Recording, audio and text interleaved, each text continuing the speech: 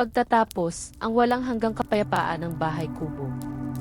At sa pagtatapos ng ating malumanay na paglalakbay sa mundo ng Bahay Kubo, manatili sana ang kapayapaan sa inyong kalooban.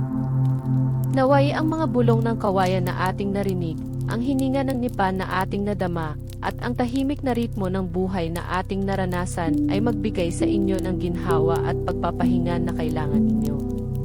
Ang bawat kwento, bawat tunog, ay inilaan upang maging isang lulabi para sa inyong diwa.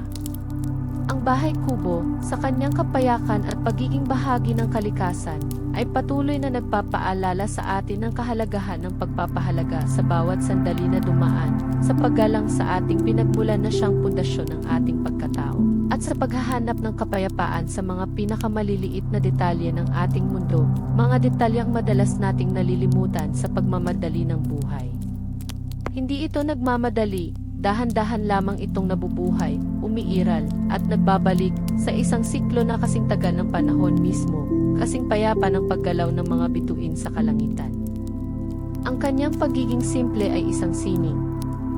Naway ang mga larawan at tunog na ito, na inyong narinig at nakita sa inyong isip, ay magdulot ng kalmadong pagtulog sa inyo, at magbigay ng panibagong pagpapahalaga sa mga tahimik na kwento ng kasaysayan na patuloy na bumubulong sa ating paligid, na naghihintay lamang na ating pakinggan ng walang pagmamadali.